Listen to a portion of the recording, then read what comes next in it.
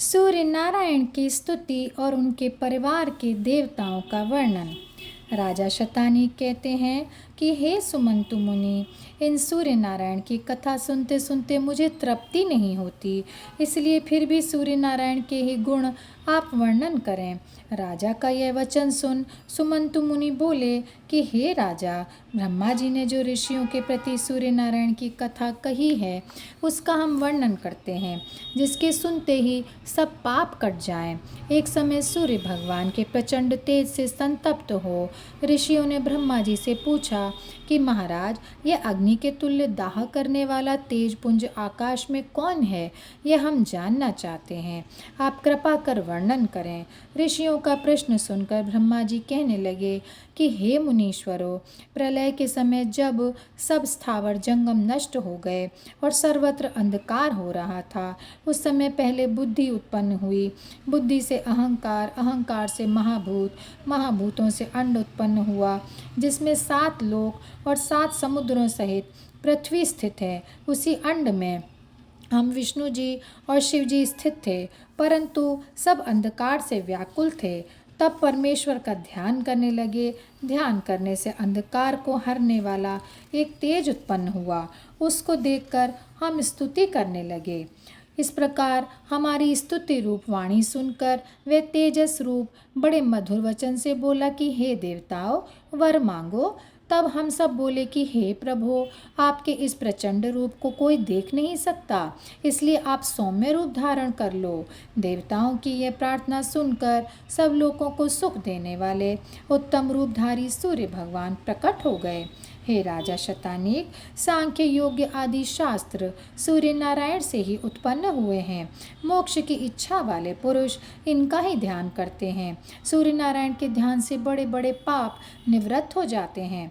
अग्निहोत्र, वेद पाठ और बहुत दक्षिणा से युक्त यज्ञ सूर्य भक्ति की 16वीं कला के भी समान फल नहीं देते।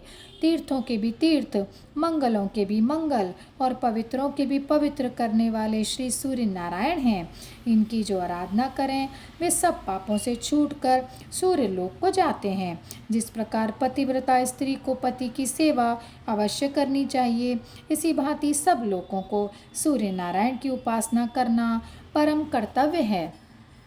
राजा शतानीक पूछते हैं कि हे सुमंतु मनु, सूर्य नारायण का रूप सुंदर करने के लिए प्रथम किसने कहा, यह आप वर्णन करें। तब सुमंतु मुनि कहने लगे कि हे राजा, एक समय ब्रह्मलोक में जाकर ऋषियों ने ब्रह्मा जी से प्रार्थना की कि महाराज अदिति के पुत्र सूर्य नारायण आकाश में अति प्रचंड तेज से तप रहे हैं। इससे सब लोग नाश को प्राप्त होने लगे। हम भी अति पीड़ित हो रहे हैं और आपके आसन का कमल भी सूखा जाता है, कोई सुखी नहीं है। इसलिए आप ऐसा उपाय करें कि यह तेज शांत हो। ऋषियों की यह प्रार्थना सुनकर ब्रह्मा जी बोले कि हे मुनीश्वरों, आप अब देवताओं सहित सूर्य नारायण की ही शरण में जाएं, जिससे कल्याण होए। ब्रह्मा जी की यह आज्ञा पाकर सब देवता और ऋषि सूर्य भगवान की शरण को प्राप्त होकर उनकी स्तुति करने लगे।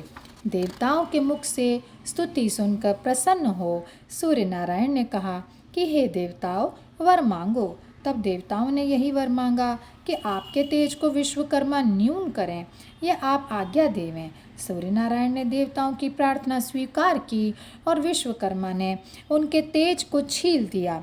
उसी तेज से विष्णु भगवान का चक्र और देवताओं ने शूल, शक्ति, गदा, वज्र, बाण, परशु आदि आयुध बनाए।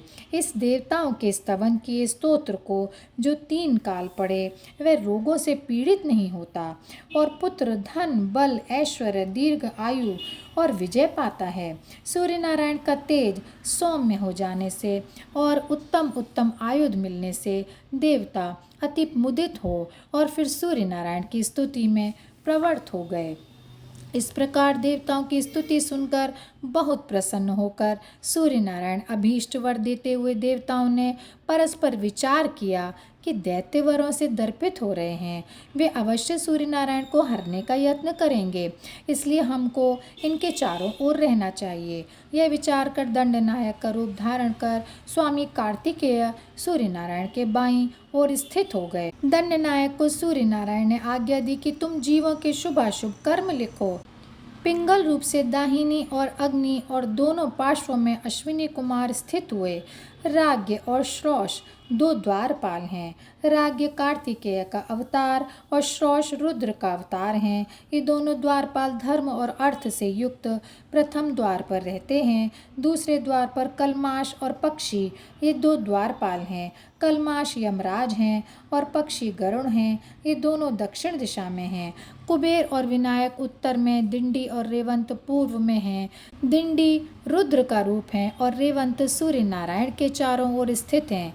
ये सब सुरूप, कुरूप, अल्प रूप और स्वेच्छा रूप हैं और अनेक प्रकार के आयुधारे हैं और चारों वेद उत्तम रूप धारण कर सूर्य नारायण के चारों ओर स्थित हैं।